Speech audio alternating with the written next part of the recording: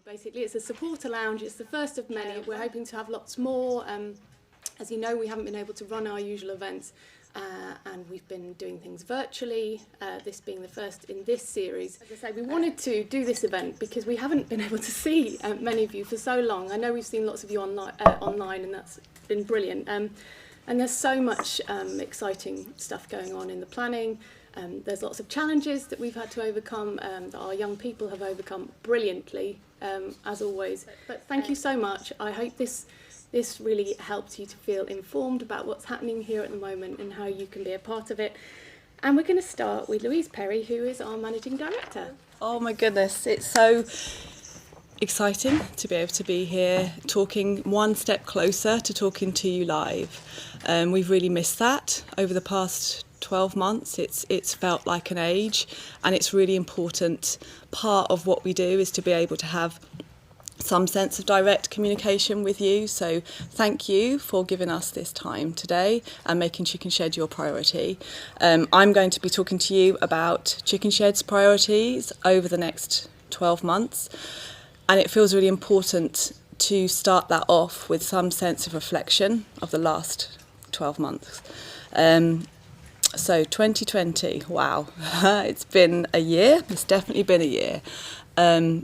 It's been defined by a universal sense of shock and change, reevaluation, and it feels like there's been a common understanding of words like self and other and the relationship between those two things, and of community and what we mean by essential. And I feel like I've long existed in a bubble where those words are used all the time, but it definitely feels like there's been a growth of the use of those words in our politics and our business and in our families. And with those have come this renewed common understanding that we have a desire and a need to grow empathy in our own individual lives and in those of our communities, whether we see that as local or national or global. And that's really reflected the experience that we've had here at Chickenshed over the last 12 months. March 2020, I think can be defined just by the word shock. I initially sent the staff group home asking them to make sure they had 3 weeks worth of work with them. And we then resigned ourselves to the fact that it was probably going to be a little bit longer than that, maybe a few months before we got back to business as usual. And so we put all of our projects online and just sort of waited for that time to pass. And then we moved into the summer of 2020. And I think that period of time could be really defined by the word vulnerability. We were really unsettled by our own experiences at that time, and then we had this constant pressure that we felt of the community of people who we knew relied on Chickenshed for their own sense of safety and well-being and value. And that felt like a huge pressure on us and increased that sense of vulnerability. And the feeling of vulnerability has always been something that we've acknowledged at Chickenshed. It's part of what we tell our young people. They come to us with those feelings, and we tell them that expressing those feelings to others is a really brave thing, because it enables others to come into that space and to support that feeling of vulnerability and to share the burden of that and release the weight of that.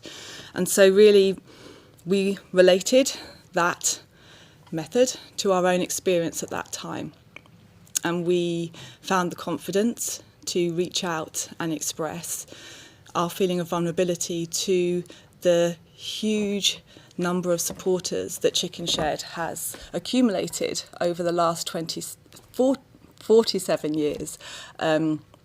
Supporters who have walked with Chickenshed through a whole range of different challenges that Chickenshed experienced over that time, and who were there during this point to listen to our vulnerability and address that through so many acts of support and kindness.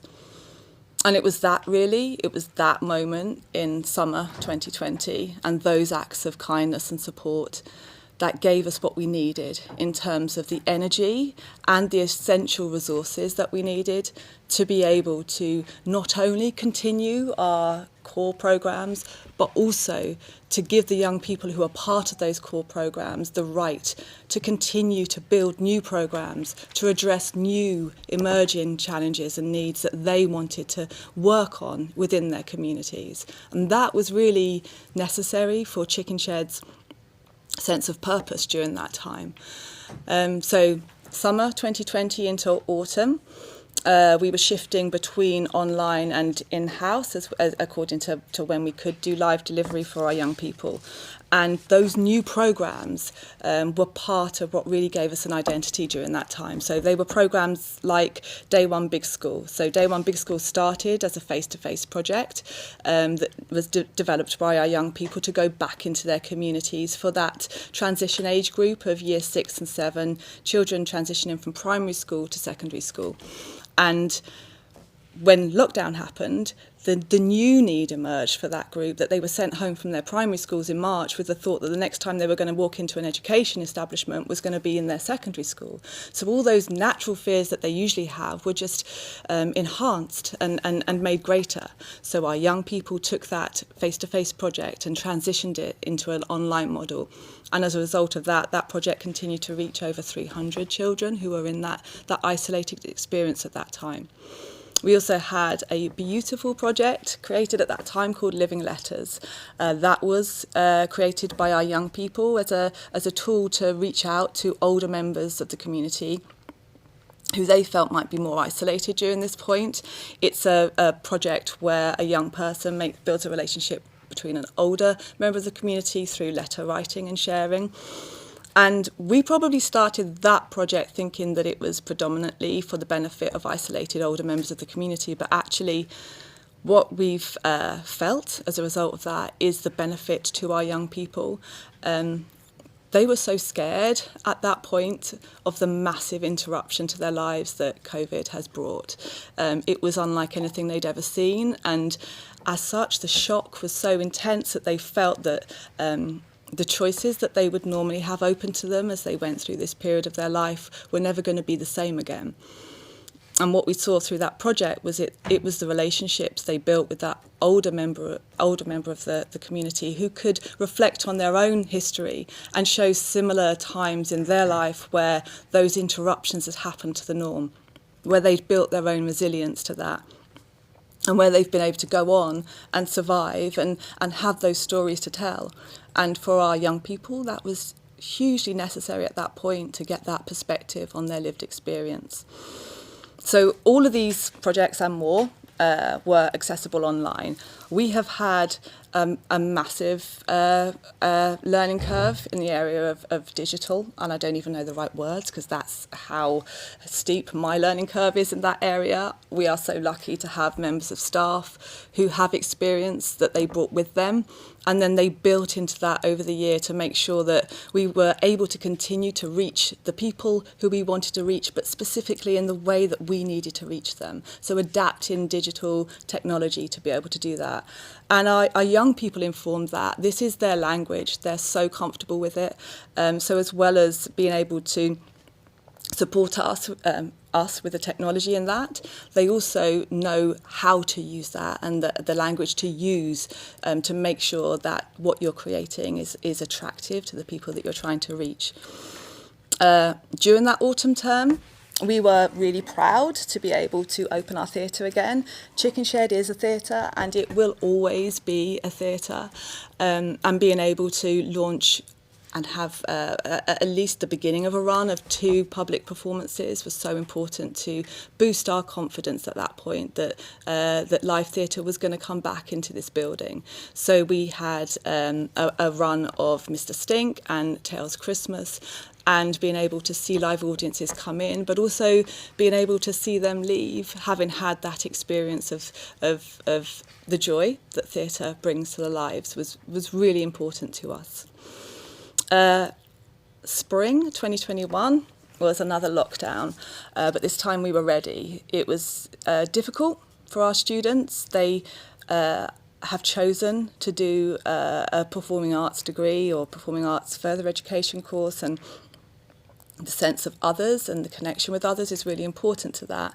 So there was a lot of effort at that point to make sure that our online provision for them was really able to replicate the outcomes that they require as part of their education. Our young producers for our young company took over the delivery of their programs, and they are Zoom experts now. They are able to tell us what works and what doesn't work. So we're really happy for them to be leading those programs. And then finally, into the summer, where we are now. And all of our students and our young people are back in the building, which feels so great. It's noisier, but and it's really different.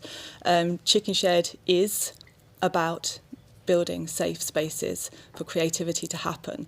And at the moment, the word safe at Chickenshed means something different. So we have what we call a large dressing room downstairs, and that has been repurposed. It's now our own in-house testing centre where members of our staff group administer 2 tests per week to our 150 students.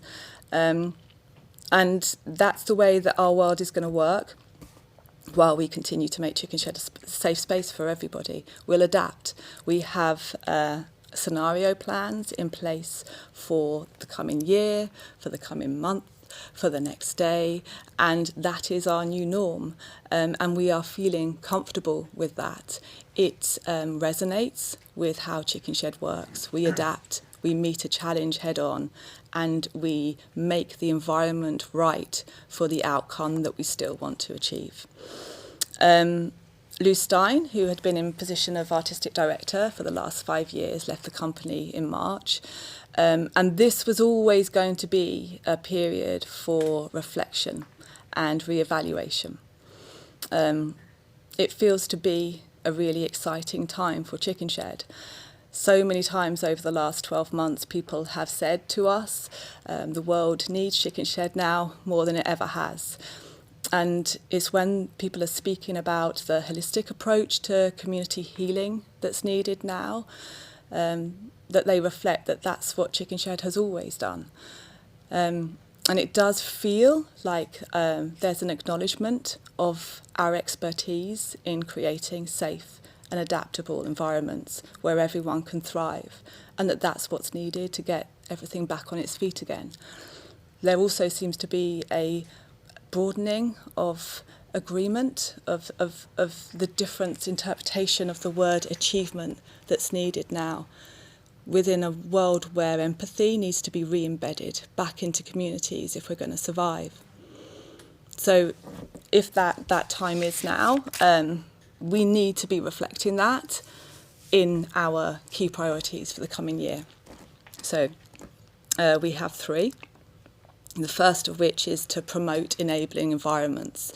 So we definitely mean that relating to our programmes. We're really confident that we've got the methods of evaluation and monitoring in our rooms to make sure that we're doing good work, that we're creating good change, but also that we can monitor that and change that, adapt it if it stops achieving the outcomes that we need it to achieve. But we want to go further with that, because we understand that the enabling environment we need to create has to be about the empowerment of our young participants and our adult participant community, which is growing over the last 12 months, has grown hugely. We need to be giving them the tools to empower them to take their learning and their experience and their vision for inclusion back into other areas of their own lives. And by enabling environments, we're also talking about our leadership structures. That's going to be huge for us in the next 12 months. We really need to be looking at what the structure is that enables us to practice what we preach. That how can we ensure that as an organisation we're being informed and guided and led by the diversity of perspectives that we know already benefits our creativity. Our second priority for this year is going to be building a strategy for the dissemination of our theory and practice. If the world needs Chickenshed, then we really need to make sure that we're ready to be able to provide what the world needs.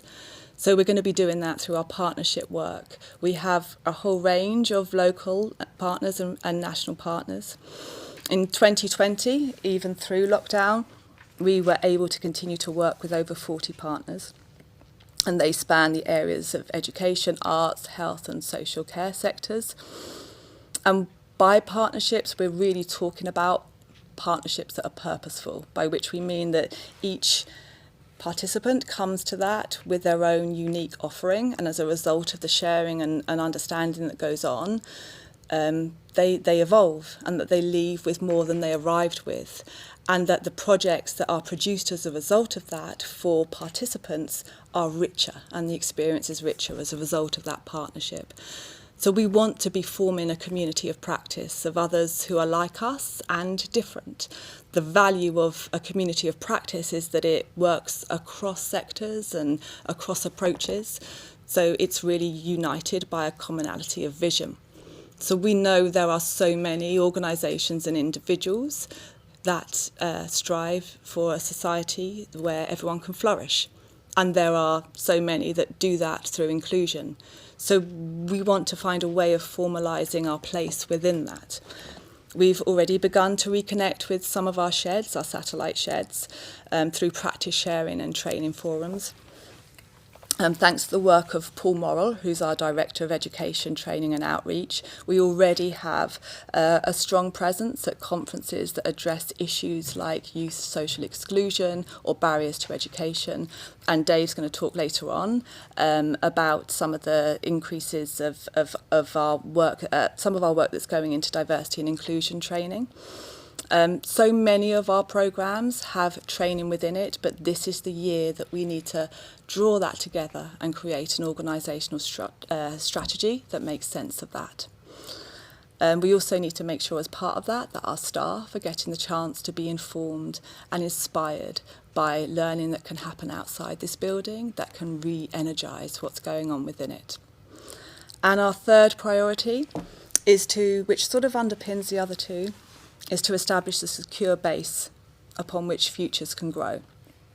And by futures, we're talking about Chickenshed's future and the future of generations of other participants that we want Chickenshed to be able to be here for. Last year, we managed to keep our business safe, and that was really, really important.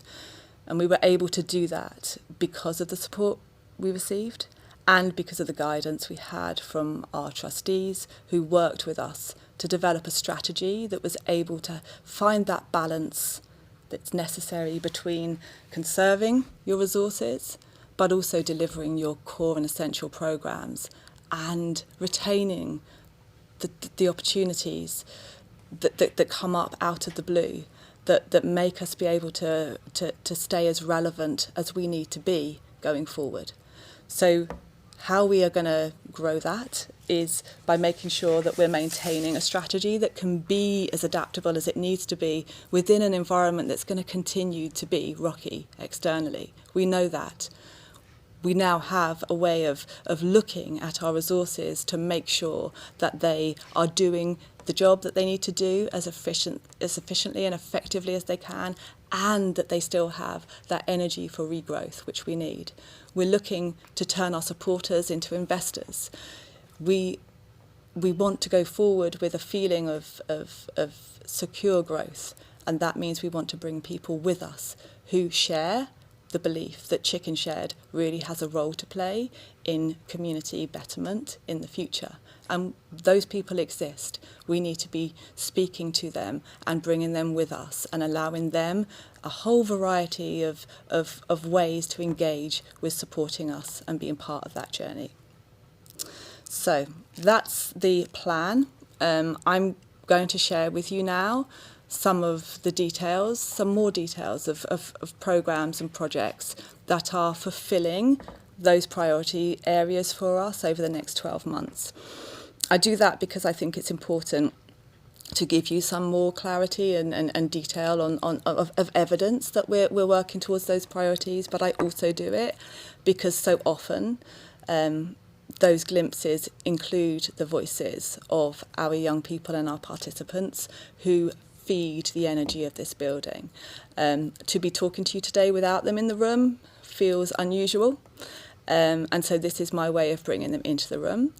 These are the reasons that I wake up with a smile on my face every day, and the reasons why sometimes I stay awake at night trying to think of how we can make sure that we're getting the most out of them.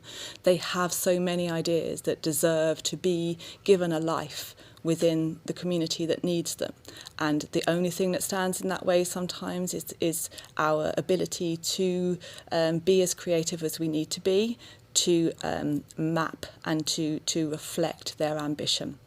So I'm going to first of all introduce you via a film that was made earlier to Jojo Morrill. Jojo is our head of education. She was going to be in here, but then we decided that she needed to be out there doing what she's doing now, which is teaching.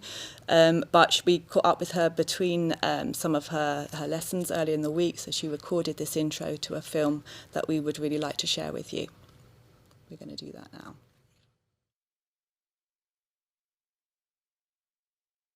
My name's Jojo Morrill, and I'm the head of education at Chickenshed, which means my job's really varied. I teach, I also manage the outreach team, so we try to go as far as possible, touring all of our issue-based theatre shows. This year for Chickenshed Education is really exciting because it marks 25 years of Chickenshed Education, and I wasn't around when Chickenshed started, but I know it was a dream of all of those people that started 25 years ago to be able to have a full educational course. So we've now got 2 years of BTEC, we've got a foundation degree, and we've got a BA.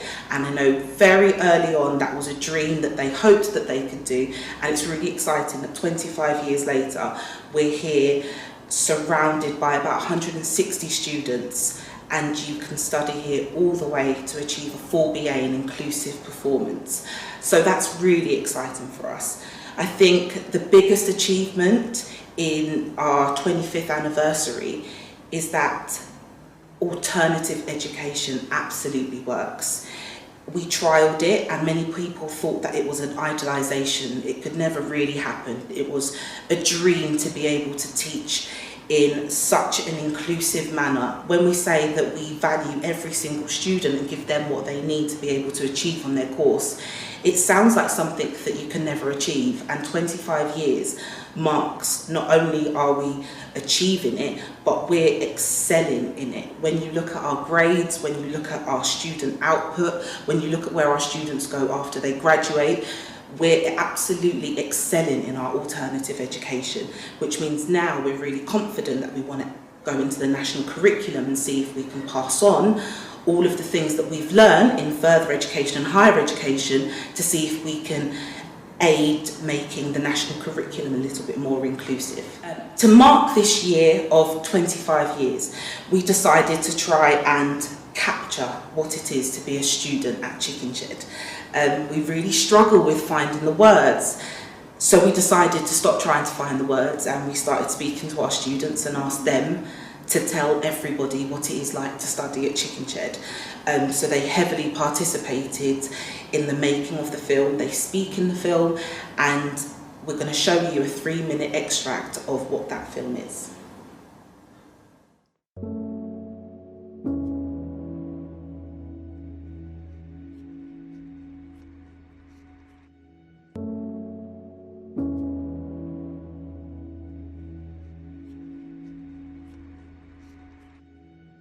I'm adopted. I was adopted by my grandparents. Throughout secondary school, I was bullied. I was a carer for my siblings. My mum passed away 4 years ago, so it was hard to balance GCSEs, looking after kids, and focusing on myself. I was from the hood, so I was never going to be nothing. I was never going to come out of the hood. I'm lower class, so everyone looked at me kind of different. Half the young people in the country don't see higher education as being something that they can participate in any kind of meaningful way, and that's wrong. Education is secondary. How people feel within education is first, because how they feel within education is how they feel about themselves. We're all different learners, and I think Chickenshed really focuses on that. Everyone doesn't need the exact same thing. What Chickenshed have proved is you can produce high quality performance, high quality education for everybody and be very successful and be inclusive. And that's such an important message that we need to get out that I believe is now being recognised. When Chickenshed come in to the school, there's an absolute buzz around the building because all of the students have got to know Chickenshed now and they know how they work and they all want to be part of the work that they do because it's exciting. Can we start by slouching in our chairs? Do the best you They can, welcome mate. our students in and they make them feel really safe. It's not like, oh, it's easy, they give you easy things to do. That's not what it is at all. It's more of if you can't do something, they find different ways for you to be able to do it. They'll never give up on you and be like, okay, your best ability is this, so you stick to that. It's more about rehearsals, practicing. They believe in you that much that you end up believing yourself. You're like, oh, okay, maybe I can do this. It's important to understand that our outcomes are excellent. We have a high percentage of students who achieve firsts and 2-1s in higher education. We're part of a formal education system and we're really proud to be part of that system. We show it can be done differently and still achieve those outcomes that will remain important to that system. It really does change your life. Prime example. Our students speak for us because they show anybody that talks to them, anybody that watches a session, they show that yes, our values are set in stone and we do not compromise on those values. But those values make for incredibly in-depth and valuable education. I want to let you know, like, there's no limits to what you do, so don't ever feel like, oh, after this, because you've got a label on you, there's always a place for you in the world. It's a place where I can thrive and it's a place where I can be myself. It's my family, like I can make family around here and I can work with people that I care about. A lot of people rely on this building. Loads of people rely on this building. Chickenshed helps you, like, see those emotions are okay. Coming here has gave me a reason to wake up every morning. It's gave me a reason to look forward to the future and see what else I can do. So I don't feel like it stops there. I feel like Chickenshed allowed me to feel like there is a future for me one day.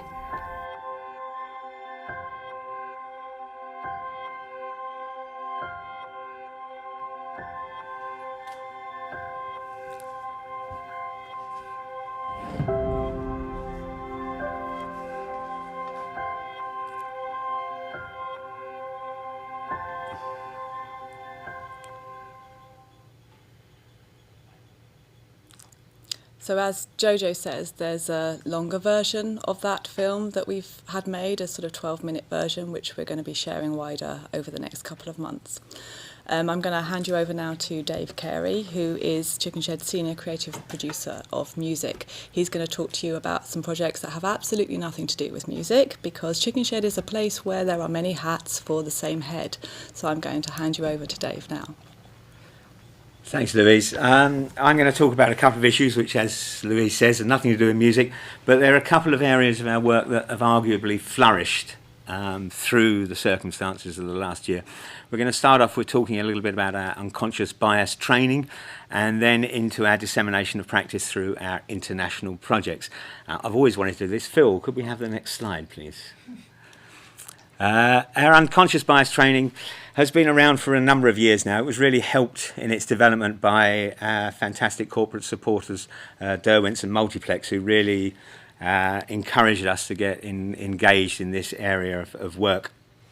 And we, right from the very beginning, kind of took this approach that unconscious bias was something that was leading to a lack of diversity in organisations, and that in itself was driving a non-inclusive environment, which only served to reaffirm the unconscious biases within organisations. I know the government would suggest that we now live in a post-racist society and that unconscious bias training is not relevant. We would argue the opposite, that it's exactly this kind of thought process that needs to be explored within organisations. We migrated the The course is online in September 2020, and funnily enough, the fact that we were online, we were on Zoom, we were doing the training on Zoom, really focused our use of our young people's lived experience. Previously live, we would have young people in the room helping us with discussion. Once we were online, it felt really important that there was a focus and purpose to those young people's involvement, and so it really helped us focus and streamline the training. Using video activities, discussion and reflection. Reflection became a really important part of it. And the delivery team right across the board from within the organisation. A really interesting thing for us was that it no longer became London-centric. There were organisations that could work with us, with staff in different parts of the country, and indeed in a little while I'll talk about the fact that we could go international with it. Things changed as well. Black Lives Matter undoubtedly had a massive impact last summer, and this was diversity being invited to the party, inclusion being asked to dance, was a sort of key element of what we used to talk about pre-pandemic. Now things have moved on, and this whole sense of who is planning the party, who is kind of making the decisions, who is engaged right at the initial conversations when you're planning projects became a really important thing for us. We started to, in September, as I say, to gain new clients, and it began to proliferate in a most fantastic way. We started working with Public Health England, co-devising sessions with them. Stage Directors UK were able to bring in directors from around the country. Theatrical Guild of Great Britain. I'll flick through these. City Football Group, NHS. And what's interesting is it really became quite cross-sectorial, as you'll see, from architecture, recruitment, other arts organisations. Derwents and Multiplex, as I said, are continuing to support us with engaging with us in these projects.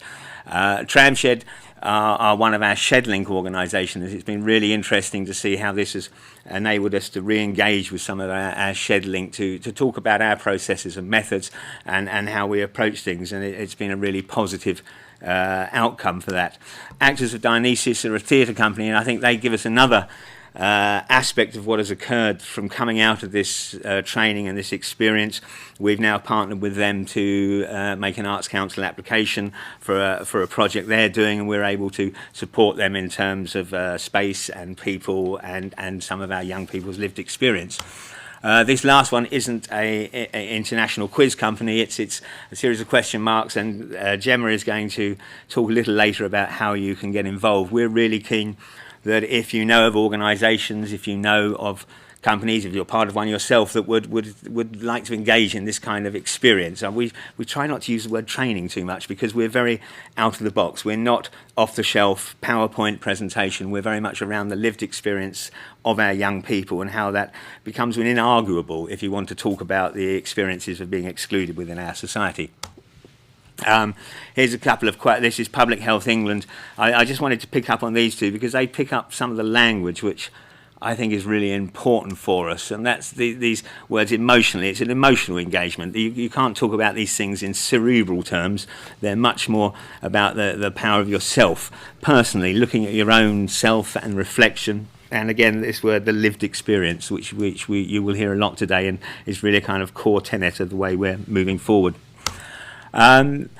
Something else that happened, as I mentioned earlier, was that with two of these organisations, City Football Group and Collart, they were able to bring in their staff from around the world. On Tuesday, we were doing an early morning session with Collart, and they had staff joining from Shanghai and London, and then in the afternoon we repeated the session so that their staff in New Jersey could join the session when they all got up. So one in the afternoon we had a breakfast meeting with New York, and in the morning we had a dinner meeting with people in Shanghai.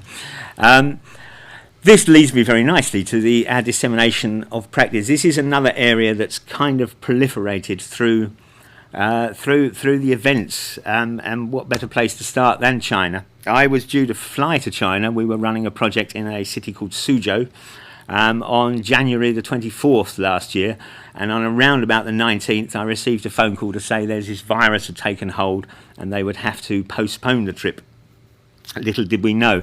But they were really keen to continue the project online, and that, I suppose, was my first experience of, well, we can do all this online. There's no need now to be flying around the world. We started off, we did a production in collaboration with Suzhou Grand Theatre, The Diary. That then led to Stiftung Asian House, who we worked with before, commissioning us to work with the Guangdong AIDS organisation and Guangzhou Centre for Disease Control around the issue of AIDS prevention amongst university students. And we did workshops, which often meant getting up at 5 o'clock in the morning because it was 1 o'clock in Guangzhou, or at the other end of the day, just as they were getting up.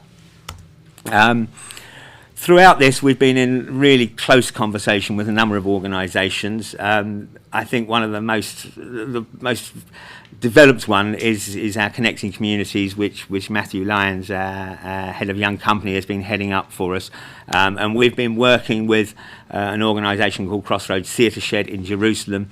Our young people are now connected, and that's been going on 6 months or so. It started off with a video exchange, and we've now kind of moved on to the fact that we've got a steering group of young people. They meet on a Wednesday and they talk about what they want to deliver in the workshop together.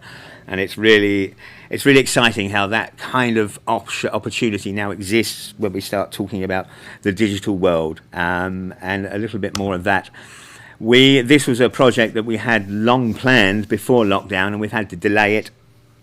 This was engaging with some of the young people from our Shed network in Shed Helsinki, and they will be sending a group of young people over, COVID dependent obviously, to work with some of our young people and students to create a production which they can then take back, and are going to tour schools in Finland at the end of August, which I think is really, again, it shows how the world is contracting as we move.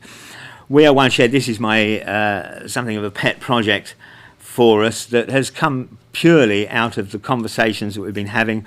We often talk about dreaming big and dreaming the impossible, and along with Chickenshed New York and Shed Helsinki, the two leaders and founders of those organisations, we've kind of created this concept for a virtual project that will start hopefully in September, and not only is it's the young people being able to lead and explore, but creating new technology. So we're talking about telepresence theatre, where groups can come together in one room with a video wall, where the other group will be in New York and one group will be in Helsinki, and I think the creative possibilities to explore and share are huge.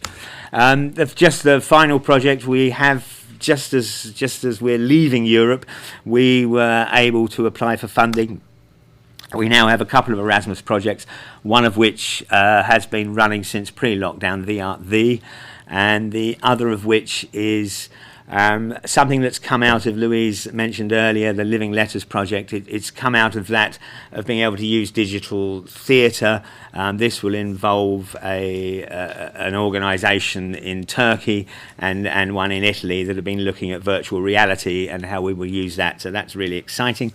I started putting these arrows on the world to see where we're working, and it began to look like the opening credits of Dad's Army. So what's really important, though, I think, is that we're not setting out to change the world. We're setting out to change with the world. And I think it's really, this whole environment now has changed to a great extent that this digital world is going to allow us to do that. Thank you. I think I can hand back to Louise. Thank you. Thanks, Dave. Leads into the next thing that I wanted to share with you, which was an illustration of one of the tools that our young people are using to take that vision for inclusion, as I talked about earlier, back into their own community. So this particular example comes from our children's theatre. We had a project called Every Child a Dreamer, which they all took part in, and part of that project from them was how do they take the message of that back into their schools. The project started before lockdown, and I thought it would end up being like a poster or maybe an assembly package that they could present to their peers. And a steering group of our children's theatre got together with some of our fantastic marketing team, and they came up with this. I've done a sort of edit of a video, so don't get too engrossed in the activities, because I'm just sort of walking you through what is the interactive pack that our children's theatre created to share with their schools. So let's have a look at that.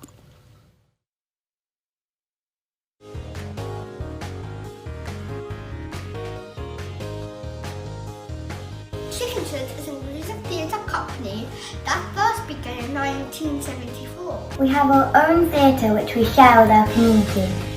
At Chickenshed, children and young people guide and lead the adults in creating projects and performances for all ages.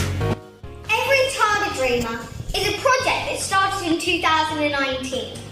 We explore what is important to us and what is important to the world. It gave us a voice to tell the world what changes we wanted to see in the world. We want to share this project with you and give you a voice too, so we have created this pack to help you with this.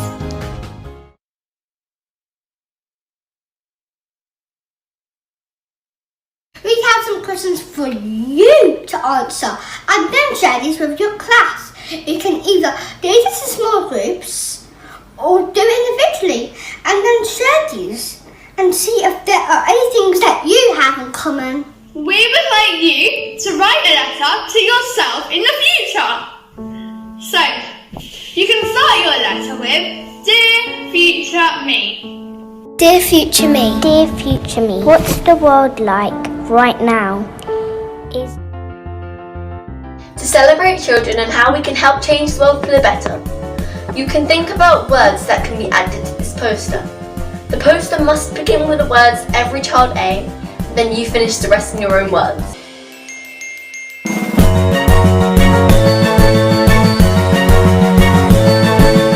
Feeling empowered as a child is important.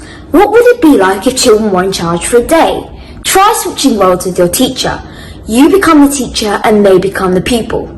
After this, you can discuss what it felt like and if any issues arose and if any changes need to be made. During the project, we looked at the word freedom and what it meant to us. Here's an activity that you could do in your class. This section is all about the word freedom and how it makes you feel. Everyone is unique and has something special about them that they give to us. Share all the positive things about each other. Choose a pupil and list all the positive things about them and tell them. Okay, so we're going to teach a song called the Kindness Song. Yes, and the chorus is actually really catchy and easy to learn. And so here's the backing, here's the track.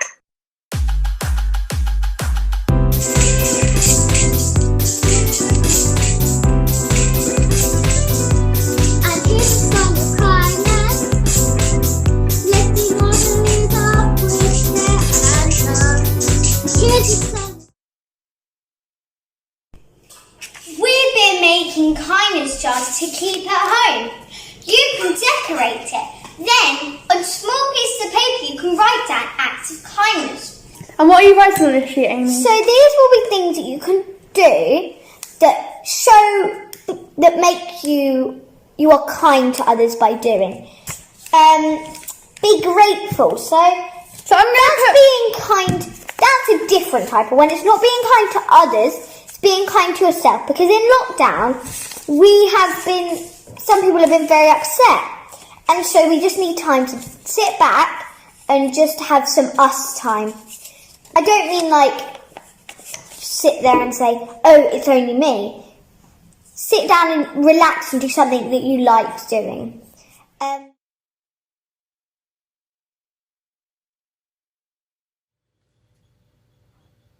So that pack is going to be going out to the schools of all of our young people and beyond, which is fantastic. Finally, I wanted to share an example of the huge resource that we've discovered among our alumni. It's a resource that we can learn from and that we can use to reflect on what we've done in the past, but also to communicate the legacy of inclusive education, which we haven't probably done before. As part of the 25-year anniversary, I've been reconnecting with the 25 of our alumni, one from each year, and asking them to share their thoughts on a range of prompt questions. We're going to have 25 films that we'll be sharing over the course of the next couple of months, but this is just a little edit that we put together just to share some of those with you today.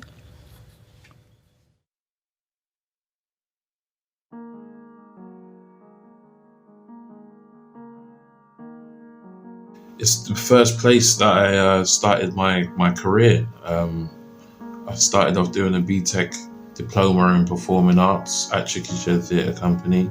I was one of the first members of the course. So yeah, it will always stick with me. Chickenshed is the first place where I learned BSL, British Sign Language, and I am currently studying to level 3 and will want to become a BSL teacher.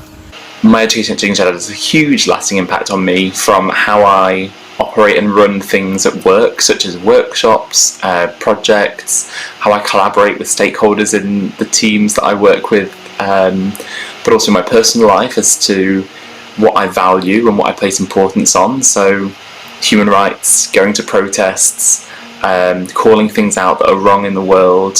You were helping each other, getting into groups and completing tasks, and you didn't realise that you were learning about inclusivity whilst you were already doing it. It sort of just becomes second nature, which is such a lovely, lovely thing. It was brilliant to be in an educational setting where I felt like I could ask for what I needed and it wouldn't be disregarded. I was finally able to feel like I was equal to everyone else in the class and not be constantly running to try and keep up. We had all chosen to be there, and inclusion was important to all of us. I didn't need to be on the outside anymore, and it was important to make sure that others were included as well. I truly believe that I wouldn't have taken the career pathway that I have if it wasn't for the education I experienced at Chickenshed. That inclusive way of being now underpins everything that I do within my career, or that I try and do. And I took a route from Chickenshed that took me down a pathway of working with disadvantaged children or children with special needs. And I don't think I would have done that if it wasn't for what I'd experienced at Chickenshed and what I had learned. The main difference was being amongst people who treated me so normally, where my disability was unimportant. I was not defined by what I couldn't do, but what I could. If I hadn't gone to Chickenshed and experienced my education with them, I don't think I would have tried as many things as I have done. I wouldn't have had the confidence or the ambition.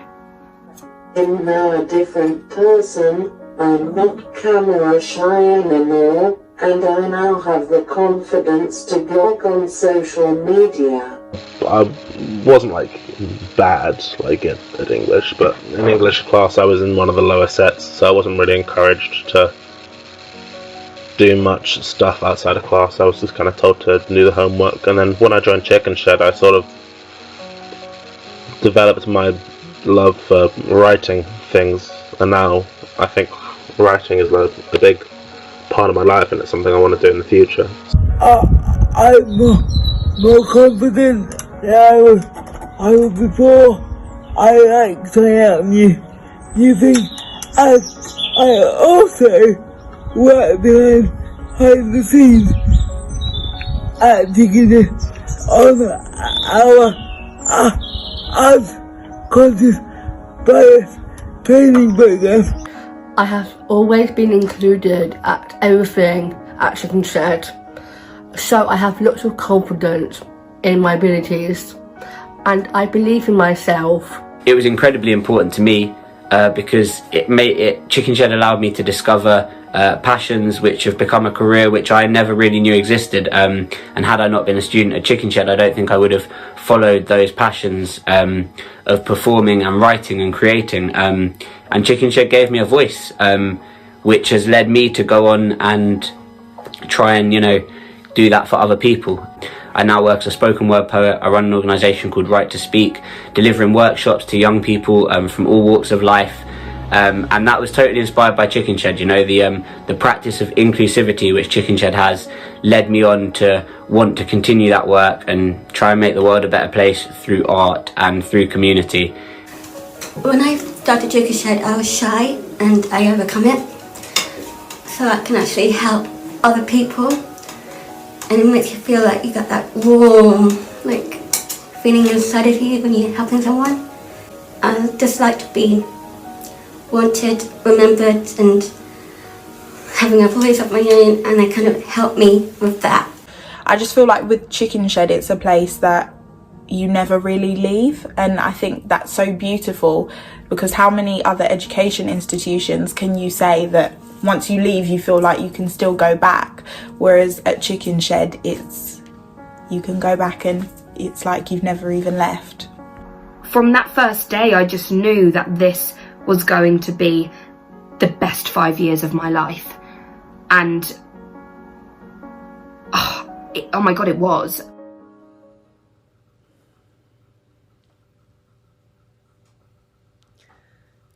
Wow, what an amazing film.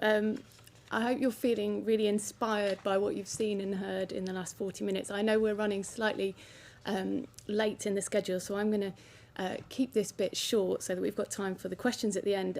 Yeah, I just hope that you're feeling really good at the moment, because all of these amazing things are happening and have happened because of you, and really want to personally thank you from everybody here for showing such overwhelmingly beautiful support and words over the last year. There's been so many emotional conversations that have really made the difference to us and all of our young people, so thank you. I consider myself very lucky. We have a small fundraising team here, and we get to connect people to the absolute life-affirming joy that is Chickenshed, and our goal this year is to do that even better. So keep sending in your thoughts and your ideas, because they're really appreciated. And there are so many ways that you can get involved. Lots of you know this already, but you know, you can invest in our young people and projects via regular giving, one-off donations, volunteering your valuable time, taking part in our training and programs. We really consider you all valuable ambassadors for our messaging and goals, our goals on empowering individuals, changing hearts and minds, and transforming institutions. So thank you for spreading the word, and we will share more about how you can do that really soon. We talked about the training. We will be producing some new literature which you can share, so that you can act as an ambassador for that training and spread the word in the next few weeks. Yes, thank you for helping us to reach even more individuals who rely on us for well-being and mental health, amongst other things. Now, as Jojo said, it's the 25th anniversary of our education programmes at Chickenshed, and this is very exciting for the reasons that she talked about. And the things that we all talk about in our community, that why and how we do what we do, and what impact that has on our young people, the transformation that happens at Chickenshed.